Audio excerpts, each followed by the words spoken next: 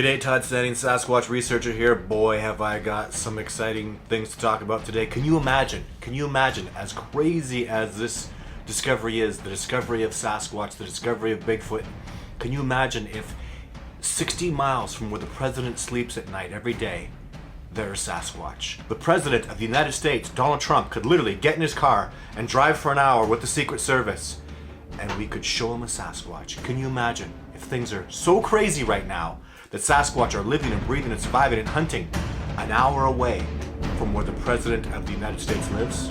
Stay tuned, we're going to talk all about it in this episode.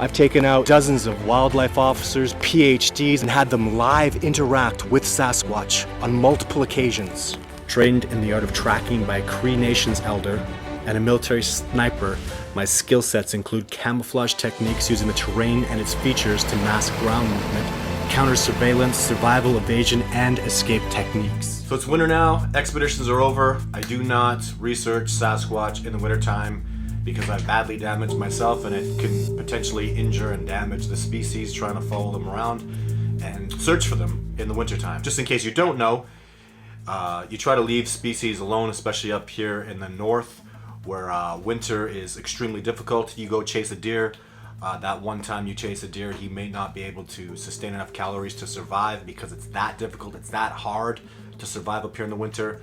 So if you went and searched for Sasquatch in the winter and they're hid out in a cave, which I likely think they do, and they had to move from one cave to another, an elderly individual might die from the cold, might die from the starvation, a young new juvenile might be put at risk. So these are the realities that we deal with in researching this species in this discovery process.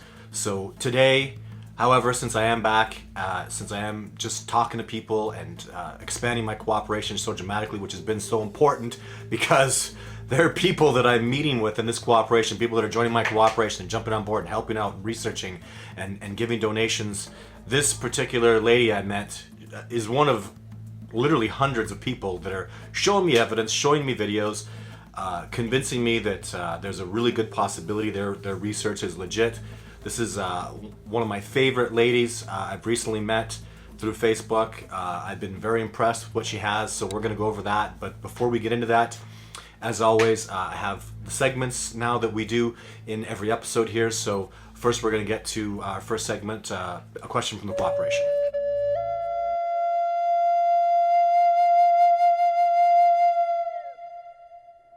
So a new friend of mine from the cooperation, William is his name, is researching Sasquatch in Maine. Really cool guy. We had an awesome conversation last week.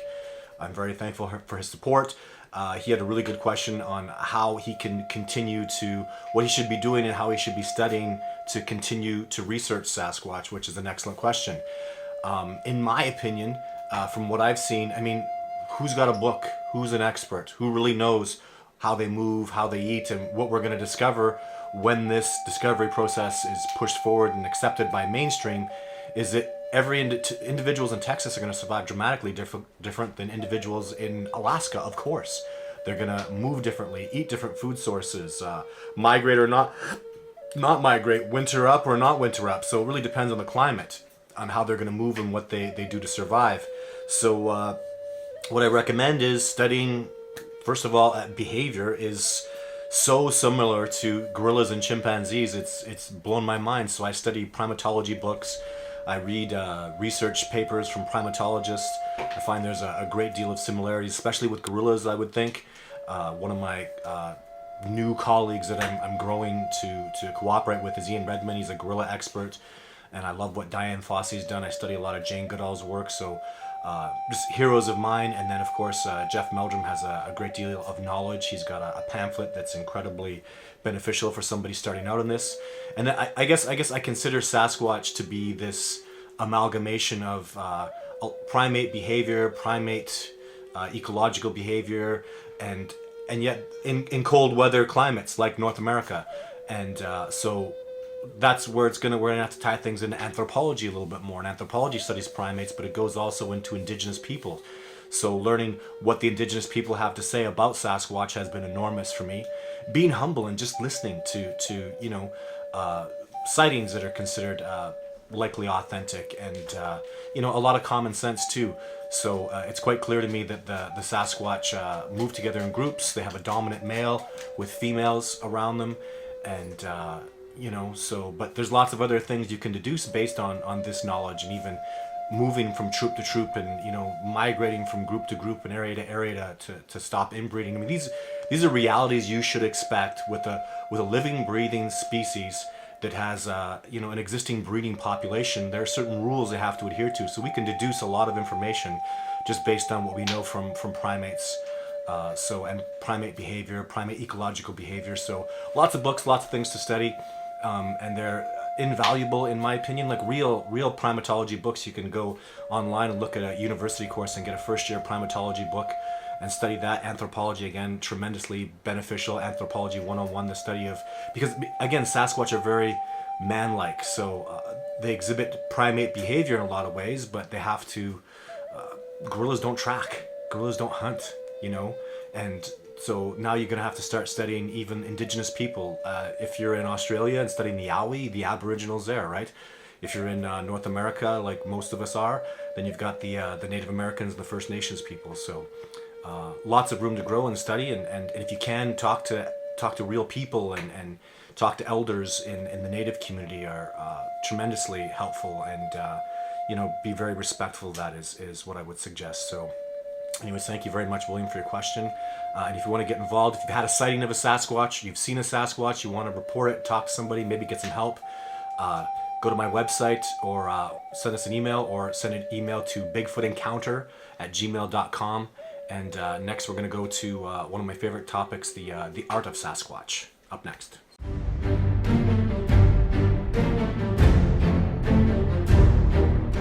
Of course, science is important. I love the science of things, but the art of this discovery, the art of tracking, the art of this understanding is allows you to enrich this process in such an important way that I feel is vital. You can't tell me there's no art of the chimpanzee discovery or the gorilla discovery. Diane Fossey was murdered because of her love and passion of gorillas.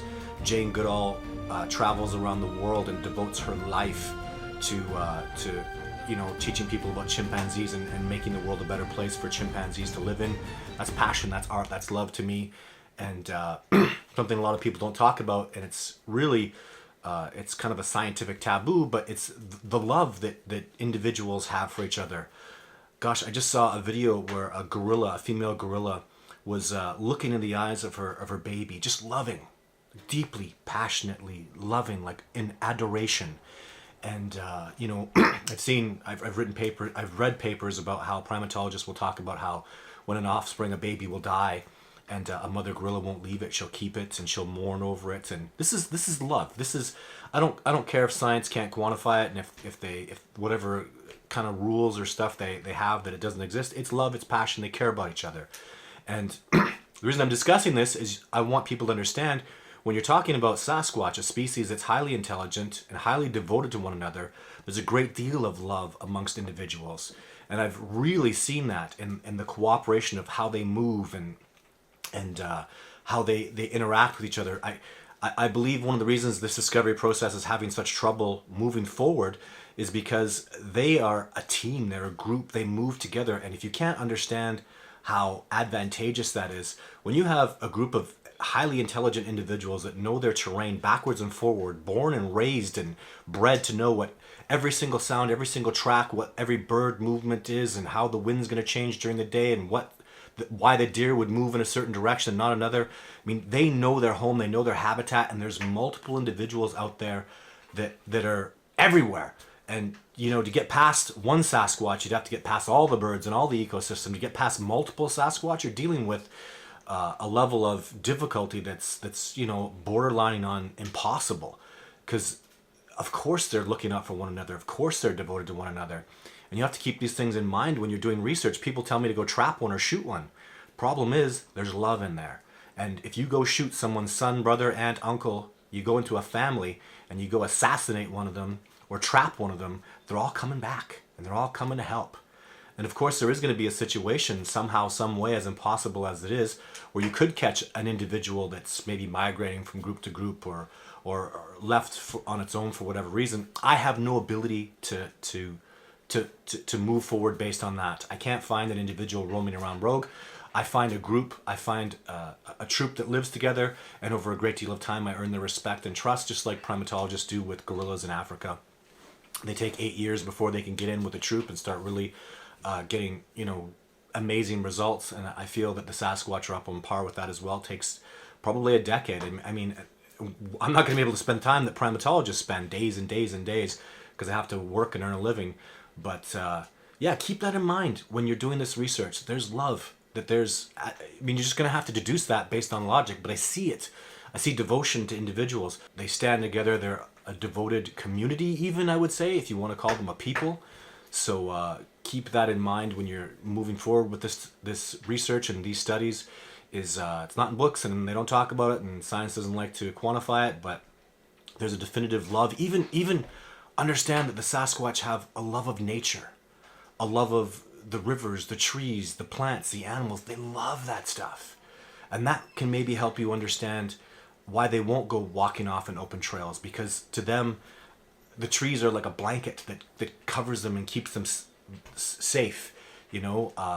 Open areas, technology, they're terrified of that stuff. They fear that stuff. They love the wilderness. They love the animals and the plants and the berries. They adore it. And I think that's really, showcased in the fact that they don't come out. They don't want to leave. And out of all the thousands of individuals there ever have been, they don't want to leave. They don't want to get away from nature. They love nature. They have a passion for it. And it's something that every year, as I learn more and more, it becomes more obvious to me how the adoration and love and passion they have for their home and themselves. And another reason why it makes this discovery process move forward so slowly, because that's an enormous advantage, to love your home, to love nature, to love your group and community and be devoted like that. It creates something that I think will be obvious to anybody who's going to move forward with this research. So keep that in mind when you're looking at this stuff and when you're doing this research, that there's a lot of passion and love from these individuals. So next we're going to go into, of course, the science of Sasquatch, facts that you need to know when moving forward with this discovery. So we'll come on to that next. Thank you.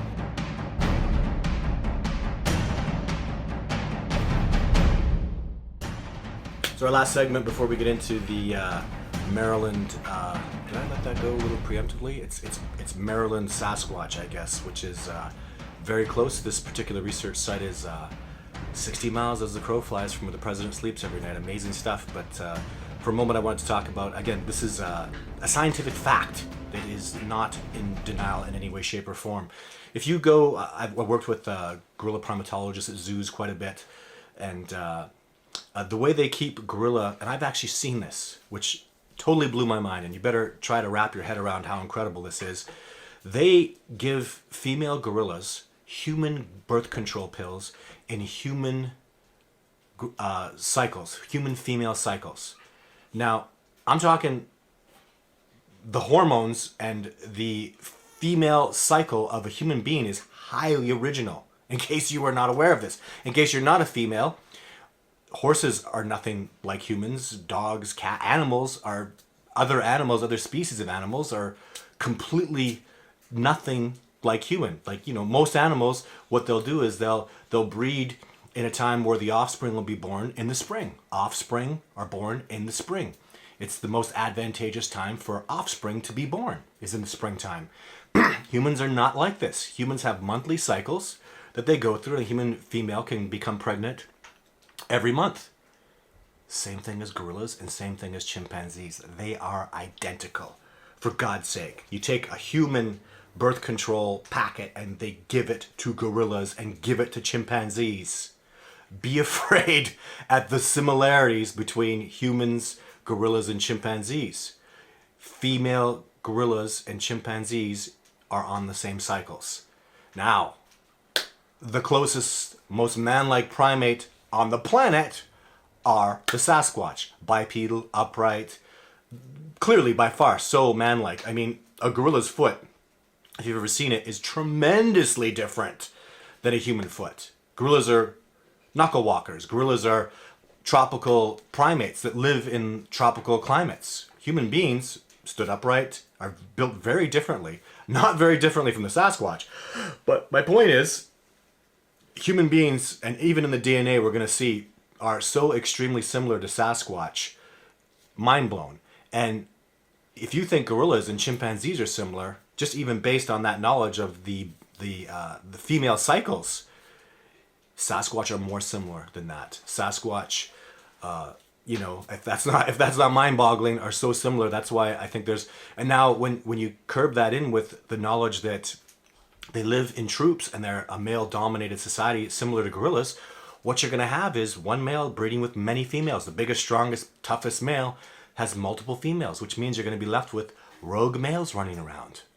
Rogue male Sasquatches, and this is in the Native American culture all through North America, that, women get stolen by Sasquatch. Women are, these things are going on, and it's even shown up in the DNA, which is mind-blowing, but when you get down to the semantics of it, there are males running around there that are never going to have an opportunity to breed with the female Sasquatch. And then you get human beings who are so extremely close like that on the same cycles. And maybe even, you could speculate the scents are the same and the hormones are the same. And it's, wow, the similarities are crazy, which would probably lead to, what we've even apparently in the DNA.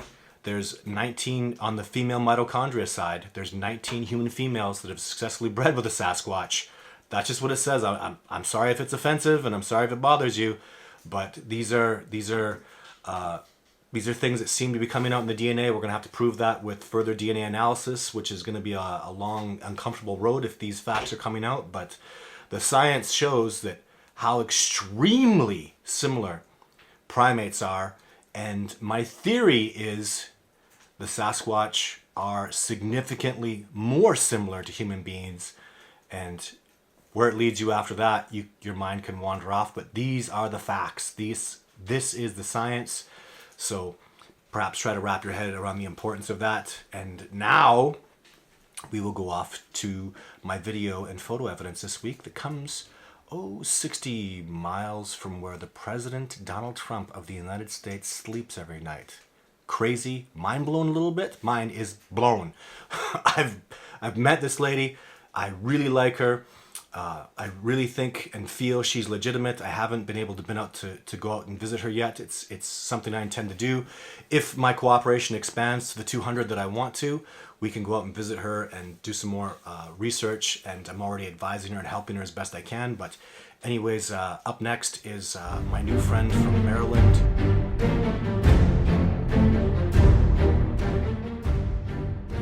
So here we go with our video segment. This week, as I've said, my friend Mel from Maryland is literally studying and live interacting and recording decent videos of Sasquatch, literally 60 miles from where the President Donald Trump of the United States sleeps every night.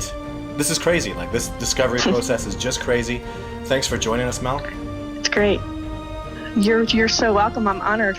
So thank you for having me. I'm going to do the annoying thing that people ask me every time. It drives me nuts. But okay. I guess what started this for you? How did you get into this? What's going on with Sasquatch in Maryland? Well, I honestly never thought twice about them. I wasn't searching. I was kind of like, I'm very open-minded, but I was kind of like the general public who just figured we'd have a body by now. I definitely didn't think they would be here. To give you a picture where I live, we have a lot of woods. They are broken up by houses. We have a lot of farmland. I just always imagined they'd be in much heavier forests, but they are not. They reside a lot closer to people than a lot of people think. Yeah, no, I'm getting that too with California and tons of people. So I don't do that. I'm deep woods, hardcore backcountry, but it's awesome to see. There's a lot of the majority of people are just doing it like you. So but what really started it with you? Like what happened? Well, I'm a night owl, so and I like to be by myself a lot. So my family's kind of big TV watchers. So I would just kind of go out at night at the same time every night at the edge of my woods and just look at my phone, do whatever, kind of just give myself some time to myself. And I started hearing, the footsteps, very loud footsteps. We don't have bear here. We don't have anything large. I know what everything else sounds like. And this was 2-footed. And in my mind, I wasn't even thinking Bigfoot. I thought, what in the hell is that going by me every night almost at the same time? I thought, it sounds like a human that had cement blocks stuck to the bottom of their feet and were dragging some cement blocks. You know how loud it is. Yeah. It's just, he went the same trail every night. I thought, what is that? So about a week later, I was going for a walk with my dog. It was evening. I could still see out. And next to me, I could see through the woods, and then there was a cornfield. And I got this intense growl. It was quiet, but intense. You know the growl I'm talking about. It sounds like 5 grizzly bears. Just the sheer power of their lungs. Yeah. My dog was with me, who is fearless, not scared of anything. His hair went up and he ran. And you're not supposed to, but I didn't know what I was dealing with, and I ran. And I thought, what was that? Had it been a bear, I would have seen it. But I did not see it. And then whatever reason, Bigfoot, I was like, are you kidding? That's the only, I connected the footsteps at night, the growl. I thought, are you kidding? Do they really exist? How long ago was this? This was about 3 years ago. Okay. So I decided to research them a little bit online. I found one of those calls you can find online. You know what I'm talking about, those where they're howling, that deep, intense howl. Yeah. I found one of those, and I thought, I'm going to play it. So I went into the woods. Literally a minute after I played this screaming call, I got roared at. Just that intense roar. And I just froze. I was like, I'm really, really dealing with these guys. And it goes woo without the P on the end. It's like a woo. And it was calling back, apparently, to its family, probably a half a mile away. And that is literally the day I knew they existed. Wow. I knew they existed. The funny thing is, that night I thought, I wonder if he's going to walk past me. So I went down the same time, and he did. He walked past me, but he did something different. He went into the middle of the woods. I heard him stop, and then not 3 seconds later, I hear the cracking of a very, very large tree. Boom. The whole ground shook. My dog ran. He then started walking slowly back toward me. And I took off. But that was his way of, it was a respectful discipline. I pissed him off, basically. It was very rude what I did. It's basically, if my husband came to your house, opened your door, and pushed you in front of your family, I challenged him. And that's what he did, just to let me know he did not appreciate it. So that was my first real interaction, was that night. Very, very typical primate behavior. I've had encounters with primates and been to even the zoos, and it's very, very primate. So it's amazing. See, me going and talking to people. I've never done this. I've never really got out there and cared to talk to people, and people are always trying to reach out to me, and I just have to. I mean, police officers, wildlife officers, biologists all over the world are calling me and asking me for help. And I'm always too busy with my research. And lucky now, working with the court case and having winter and not doing research in the wintertime is giving me the ability to talk to people like you. And everything you're saying. I mean, my expeditioners will testify. This is exactly what we go through. It's exactly what happens. And I'm very convinced that this is real. And I don't even know, even people should know you. Absolutely. You don't want to go public, where I'm helping you as best I can. You're part of my cooperation, but you want to keep it private. You want to keep doing your research. Everything, just honest to God, everything is ringing true. And I'm very convinced, especially, you weren't afraid to show me some photos, show me what you're looking at. And then you're showing me things behaviors that I've seen in your photographs. The video that you sent me, let's talk about that for a second. So how long ago did you get the video? The one where the branches move and there's, something peering behind the branches. It's dark. Yeah, the video was last June. And basically since that whole tree pushing, there's a lot of people like me out there. We don't know what we're doing. I don't have a PhD behind my name. I'm a master of absolutely nothing. I just raised my kids, ran 2 businesses, and I just tried to figure it out day by day. But you have to go out in the woods. You have to put the time in. And I just every day would go into the woods, and I decided I'm going to go in because I realized they're time oriented. They have a schedule. And I would literally sit, and I heard they liked Native American music, so I would play it. And when you see this video, this is after this effect, but I would play it every day at the same time in the evening. And you know what they sound like when they come in. It's loud. Yeah. And they always have more than one, north, east, and west of me. So I would play this music, and I would actually hear them come in. I can't see them. It's like a jungle in my woods. And then I found when the song was over, I would start getting things thrown at me. Not at me, just next to me. And I thought, they're meeting me every day. I know they are. Why am I getting things thrown at me? And I thought maybe they want to hear it again, because I would always leave after the first song. I would just leave. I started playing it twice. They stopped throwing things. They wanted to hear it again. Right. I like to hear my favorite song twice. So that's basically that. So what I decided to do was after the first time I played it, before they could start throwing things, I would take everything out of my hand, show them, put my hands up. I have nothing in my hands because they do not like things in your hands. And I asked them to come forward. I'd motion them. I then would cover my eyes, put my head between my knees, and they would come. I can only do that for about 20 seconds because it's a scary thing hearing them and not being able to see. Yeah. But I would hear them come in. So they would come in closer. And basically that video is I was finished, I heard them come in. They're brilliant. You can't see them with your eyes. I should have been able to see them. I never saw that movement. I just felt them, and I knew I had heard the area. So I basically filmed, and I went back, looked at it, and I got them.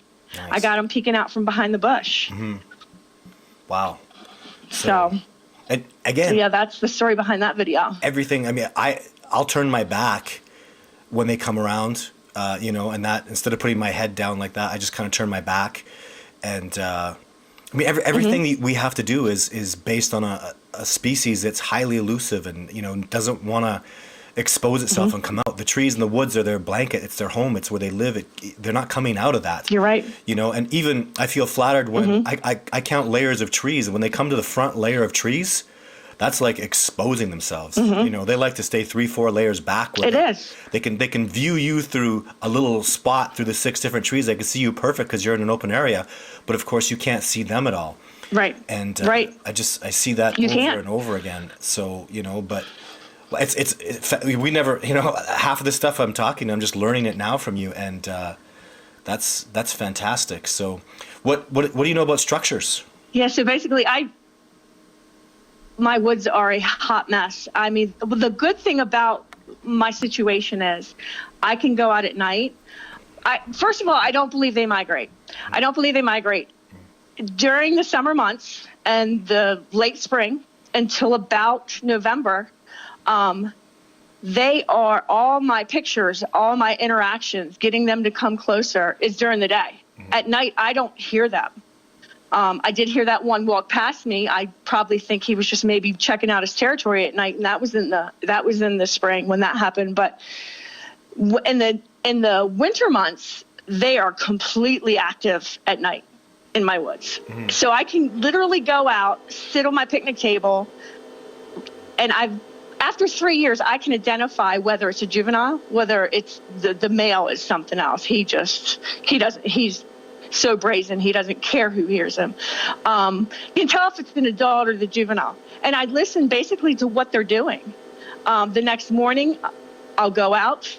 I know where they were, and I'll see the structures they made. So I know the juvenile here, at least, makes what I call those shields. They're just they don't really make sense because they're not very, I don't know, thick. I don't know the purpose of them, but he's out there making those. My large male, he does the tree bends. I mean, I have elaborate tree bends. He'll take 10 and just intertwine everything. I listened to him do that one night, and I went out, and there was a good 8-10 trees, just brand new tree bends. So that's a good thing about my situation. I'm not going to some park and then stumbling across a broken, twisted tree and thinking, oh, it's probably that. I literally listened to them do it. So, yeah, I'm very blessed to be able to do that. No kidding. And I've heard them hunt. I've heard them, they hunt during the day. They hunt deer. They hunt, I heard them about 2 months ago hunting small animals in the middle of the night. And what he did was he treed, I don't know what kind of mammal it was. It was probably a coon or a possum. It was screaming at the top of this tree. And the tree wasn't big enough to sustain the weight of a Bigfoot. I could hear him circling the tree. He started to rip off branches and literally beat the trees. And this thing is just screaming. It went on for 20 minutes. I think he finally got it, and he just walked off because they have a certain area where I find all their skeletons. Wow. They have a certain area where they go eat. They don't eat where they kill. They take it to a certain spot. So they definitely here, at least, they kill small animals. I heard the juvenile get a skunk one night. I smelled that. Found the carcass, what was left of it, the next day. But yeah, so they're definitely so I don't think they migrate. That's just my belief. Why would they? Why would they leave their territory when they can sustain themselves well year round here? Yeah. I just think they changed their sleeping patterns with the season. Yeah. Well, sure. I mean, and it's going to be different. Just my thought. I don't know how you feel. Yeah, no, I don't even really see a migration pattern at all, to be honest. Even here, I think my individuals, when it snows 3-4 feet, I think they just kill a bunch of elk, take it up to altitude, let it freeze, and eat meatsicles all winter. So, but there's so much more to understand, to know. I mean, nobody's going to disagree that we're so in our infancy with this discovery. There's so much to learn. And the questions are interesting. There is. I think for you, because it's close to where you live, because you're doing this in such a dedicated fashion, you're getting amazing results. You're saying active at night this time, not. That is amazing. Those are real significant results. Congratulations. I'm so impressed. Because for me, I mean, Thank you. I'm extremely blessed. Yeah. For me, I have to go hella backcountry and expeditions are a fortune, and they're dangerous. We have everything. We have mountain lions and bears, and they'll kill you. Yeah, they'll you do. hunt you. You have grizzlies. So yeah, they will. It's really. We have I can't say I'd be so brave if I had all that here, but I don't, thankfully. I literally learn something new about them every time I'm out, and they definitely have rules. They definitely will discipline you respectfully. Yeah. Yeah. So. Wow. And I actually saw one. I never have had a daytime sighting. My son has had 2. And he didn't even, he was my biggest opponent. He would make fun of me. My mom believes in Bigfoot. He's older. He's 19.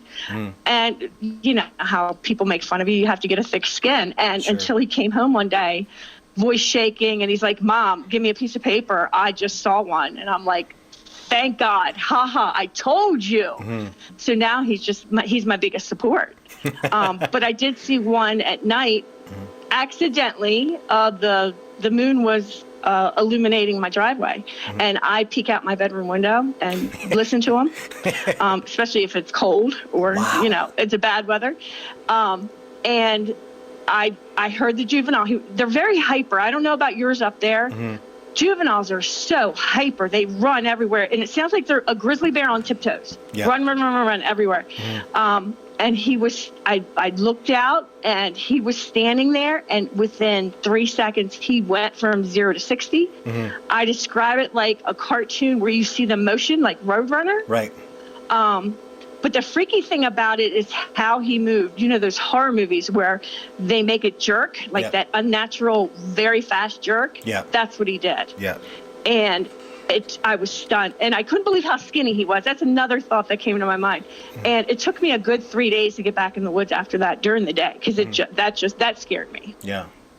Well, but you can't be afraid of your fear, if that makes sense, or you're not going to be a good researcher. Fear is good, but you can't be afraid of it. Well, so I finally got myself back out there. Yeah, and you're passionate. I'll tell you, the top of the head that was filmed on the last episode of Survivor Man Bigfoot I did with Les, that was just a juvenile too. He was booking it. I mean, people were like, you know, the camera should have caught something. The camera did. It caught the top of his head as he was coming down, and I'm impressed the camera reacted that fast. He grabbed 2 apples and a bar off that tree so fast and was gone, hit the ground. I they heard are so fast. You know, I hear more of a whipping sound than, because in the Rocky Mountains they can be silent if they want to, and I hear more of that as they go past. They can't stop the wind or the air from making a as they go by. And you know, this is in pitch black. You know, you can't see your hand in front of your face. There are cliffs everywhere. You're on top of a mountain. Right. And that juvenile, man, did he... And they're brave. They're interacting with me a little more. Even what you're saying when they're around you, northeast, west, in Survivor Man, I mean... In the Nordegg episode, that's exactly what happened. They were around north, east, west.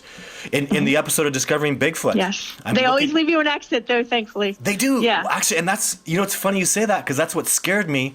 The one day they surrounded me and were pushing me back into the wilderness, and that's where that flame, I have that flare, and I'm screaming at them, get out of here! You know, I'm flipping out. I remember. That was the one day. you could hear the terror in your voice, because it is the scariest thing in the entire world. Because they're saying, oh, you're not leaving. They were blocking my exit. They were pushing me back into the wilderness, and they always give me an exit. And it really is, it's my salvation to know there's an exit point. You can go home. They blocked me that day. Yeah. You know, the terror was, it was over the top. It's real. Yeah. So. I describe it like this, and I'm not describing it. They're not evil. I only describe this as maybe a human can relate. If I died, this is how scary it is when they surround you and they're pushing you out. If you died and you found yourself at the gates of hell, blind, and all you could do is hear, and they're coming towards you, that is the fear, literally, that you feel. And people want to know, well, why didn't you get your camera? Oh, my God, no. It just, your instincts take over. And I got pushed out. I got pushed out about 2 months ago. And I'm stupid because, you know, I felt their presence. I knew, but I had cornered them. There was cornfields surrounding the rest of the woods. They were in a back patch. And I told myself, don't go to the right. Don't do it. And I did it anyway because I wanted to experience them. And I got myself caught in thorns. And I heard them coming north, east, west, 3 of them just marching toward me fast. And they were close. And I was stuck in thorns. What I did is I dropped to my knees and just put my head down. And they were still coming. And I went, okay, what do you do now? You can't run, especially since you're stuck in thorns. What I did was I grabbed my phone and I just stood up and started filming, because that's one thing they do not want is you to film them. And it stopped them. They one to the left of me immediately broke a branch, which I think was communication to the one on the right. He moved around. You could still hear them, but it did stop them. So it gave me time just to slowly get out of the thorns and back out of that situation. But that was completely my fault. I knew ahead of time. I felt their presence. I knew they were back there. And I cornered them. So they were not happy about it. They were not happy about it. So what's... But I actually have that on video as well. Yeah, I'd love to see that too. And I'd like to get some. I don't have any photos of this twisted structures you're talking about. I'd like you to send me that too, please. I'll put it up on the video here. If I will. Can you send those to me today? Yeah, definitely. Okay, and then so what's next for you? Like, absolutely. Now, what are you going to do? Well, now it took, as I told you, I listened to them at night. It took about 2 years for me to not have enough fear to make a noise. I didn't want to scare them off. I wanted to hear what they were doing. But I wanted to go to another level, and communication would be the next level. So, and I watched your movie, Todd, and I heard and I went, like we talked before, the popping noise, they pop.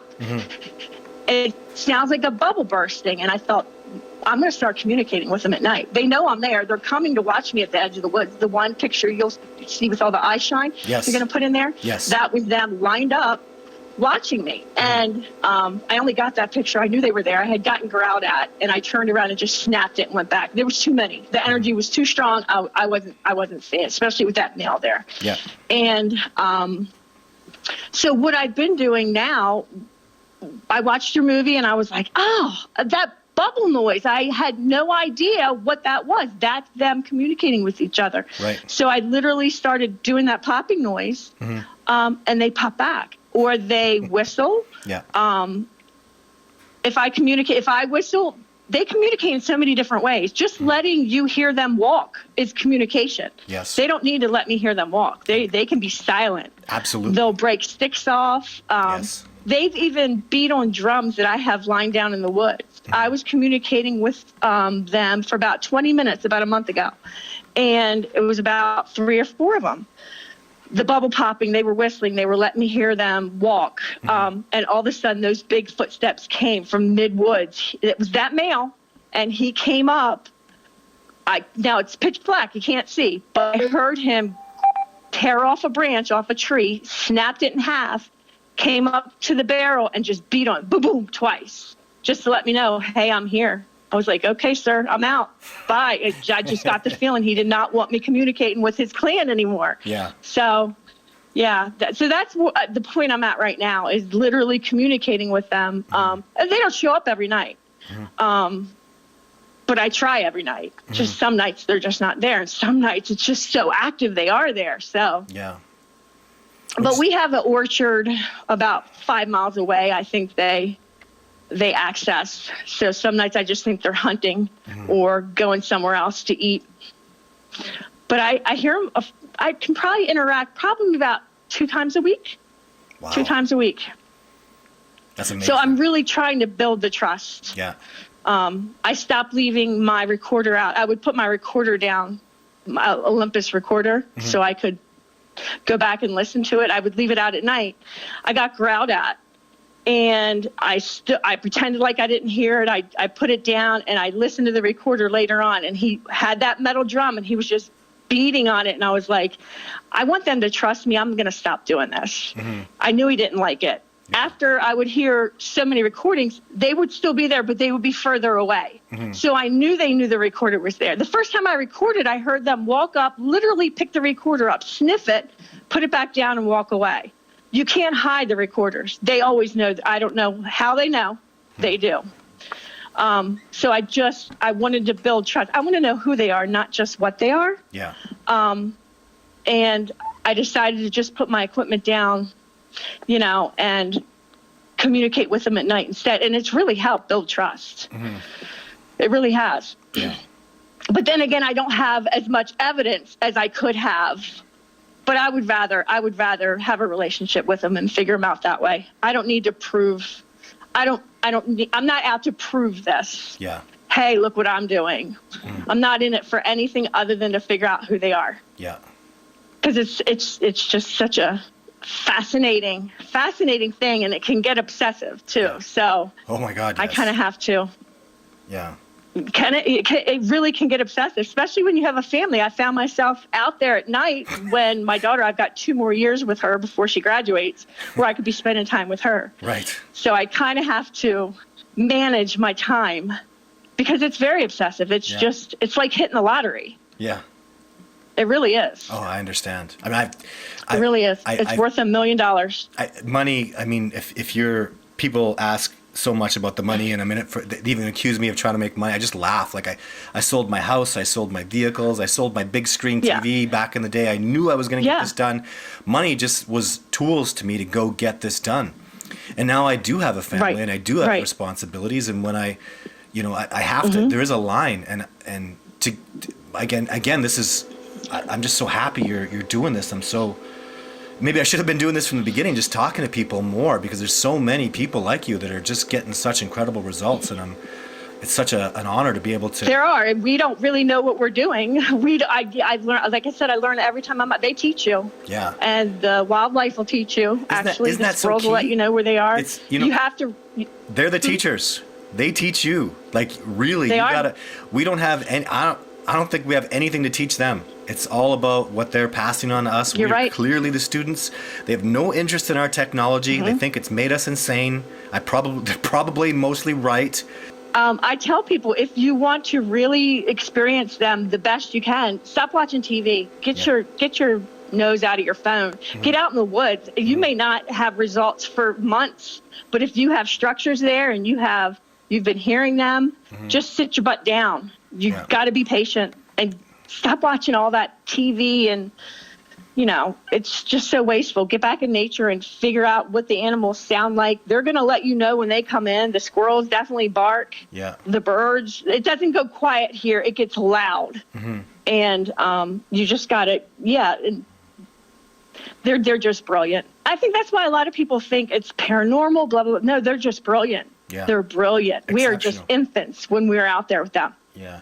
Well, infants. I give us credit. We're the masters of technology. We manipulate our environment in brilliant, amazing ways. I do love technology. I do love I like it, but there's a whole, the wilderness is a different animal. It's a different world. And most people are so disconnected from it and they think technology is the end all be all, and they have no idea what nature is capable of. And you're dealing with the ultimate master of nature. We're the masters of civilization, and they are the masters. And even I hope this helps people understand. The old natives that we could never find, that we could never track as good as, would tell you that these are their teachers. These people taught the incredible Native Americans who were brilliant, amazing, lived in perfect equilibrium in their environment. And they'll tell you this was their teachers. And I'm discovering more about that. It's like mind blown. Oh, that's the way it is? Oh, mind blown. And it all points to just a very intelligent people that are so brilliant and amazing, and it inspires you to get obsessed again. And then you go, whoa, I do have a family. I do have to go. It does. I have to take my son out once in a while. Yeah. Because I am a great father. Yeah. And I want to continue that, but the obsession has to have its limits. Yeah. And it does, because I would put 24 hours a day, and if I was single and by myself with no family, I wouldn't have a dime to my name as long as I could go out there and do this. But and you're right, we are so disconnected. Before I even knew they existed, I'd take a walk in the woods. That structure to me was just a broken, twisted, tree. You just walk right by it. You don't even realize. But then when your eyes open, your reality's been cracked and you accept it, and you start learning about them and teaching yourself. They're there. My woods are a hot mess. And I would just walk by it, for years. Yeah. No, but it's almost a good thing that so many are disconnected. It kind of keeps them safe. In a way, and that's important to me too. I don't want a billion people going out looking for Sasquatch. Yeah. And you know what I mean? I wouldn't be they realize that they're so close to these homes here, and nobody here realizes it. Oh, I heard a strange noise, my neighbor will say, or I saw a weird light. That they don't even think twice about it. Yeah. That's the reason they can be so close. We don't even, when you tell somebody, Bigfoot exists, I've seen them, I've communicated, they kind of look at you like, I've known her for 20 years. I know she's not crazy. And you see their reality kind of cracking. And then it's uncomfortable. So then they laugh at you. Yeah. And they make fun of you because they don't like their reality cracked. Yeah. So you kind of have to have a really thick skin as well, because 99% of the people are going to look at you like you're crazy. Yeah. I'm way beyond that. I feel like I'm going around telling people that the world is round, and they're all like, dude, you're crazy. It's flat. And I just shake my head, and I've seen it. I know it's round. Really believe me, it's round. And this discovery is coming. Right. There's so many people out there. I want people to know this too. I feel like the documentary and the footage that I had, that's for us. That's for you, Mel. That's for everybody out there who knows the species is real. Yes. This is our stuff. Like, go use it. Go. People say they're not real. Yeah. Show them my footage. Say, damn it, this man, this colleague, this kindred spirit took a PhD out, took Survivor Man out, took another PhD out, took a biologist. He's continuously doing this. Look at his footage. The man has freaking DNA. You think he's in his basement with a crock pot fooling PhDs with his DNA? They're real. Right. The evidence is way overwhelming, and it's not just me. It's Jeff Meldrum. It's Jimmy Chilcott. All these people have done this incredible work. It's proven so beyond a reasonable doubt. So I want everybody to know, just use that. And you're right. You're right. I'm helping people. I'm going to help. Mel, I can't wait to keep talking to you and keep helping you with your research. I love what you're doing. I think it's amazing. I need people to keep supporting me because as soon as I get my 200, I'm at 40 people right now. And that was fast. That was like in a month. As soon as I get my 200, I'm going to start making, 2-3 trips a year to go out and see people like you. And when I get boots, like right now, honest to God, in my heart, I have to have some skepticism. So I got to be 90%. I haven't been out there with you. I don't know why you would do this. I don't know why anybody would lie. And just in my heart, everything you say rings true. These are things you just can't. I can't see how somebody could invent this. This is everything. No, and that's how I can tell if people are lying or not. You can tell if you're truly having experiences with them, there's these little truths that you pick up with what they say. It rings. Just like the bubble pop in your movie. I've heard that. Like, you can't make this up. Yeah. It's the little truths that you can really identify who's in it for fame, money, really not experiencing it, just taking everybody else's information and making this stuff up. Right. We can tell the ones who are really dealing with Sasquatch. People should know. Just for my own question, I said, "Can I come out and see them?"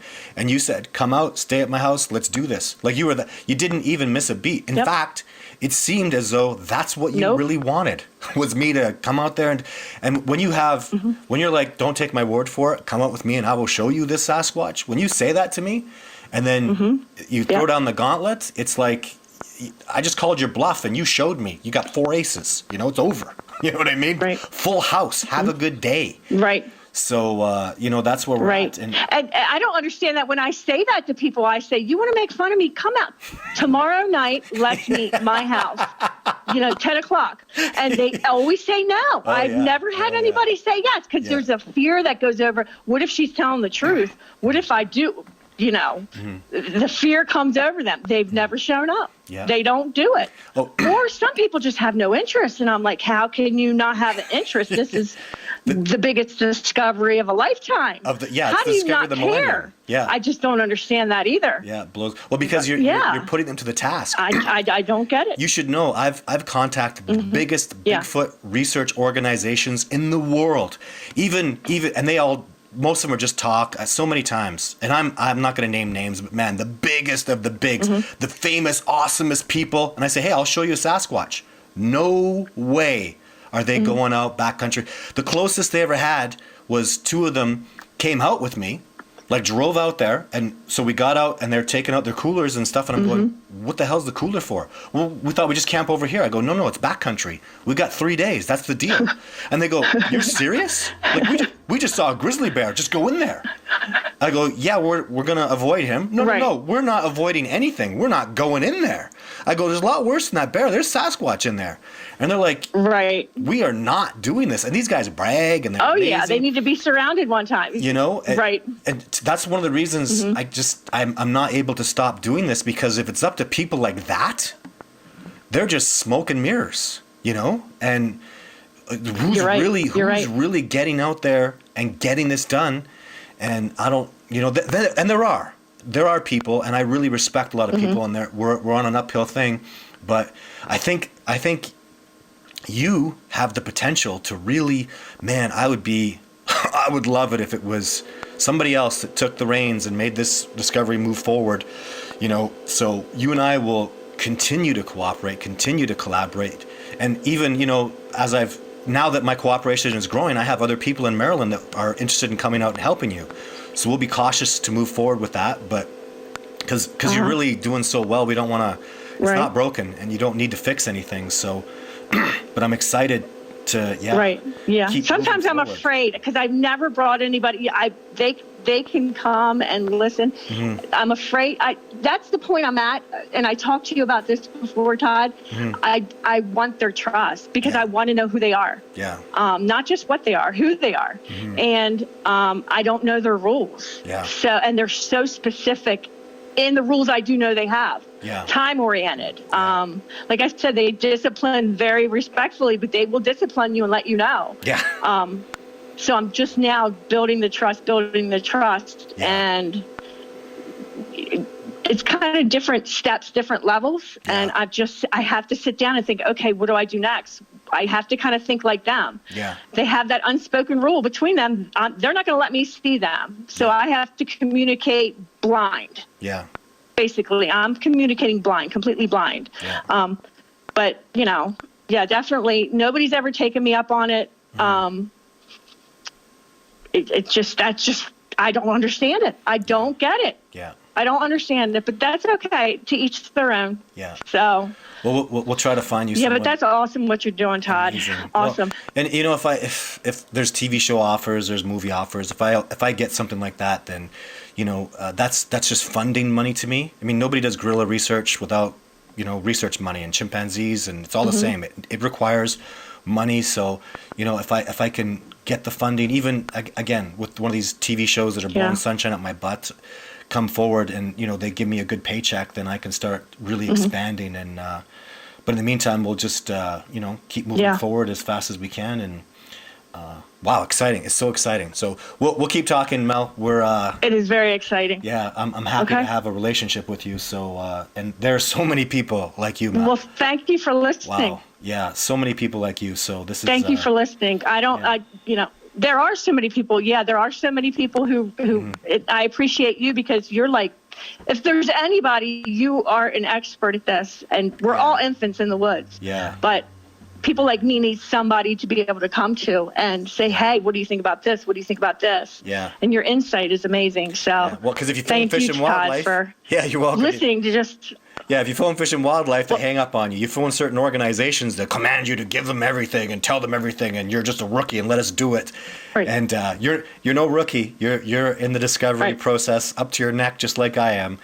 And yeah, we just gotta. Thank you. We're getting you a good camera soon, and we're gonna try to get you some really good footage.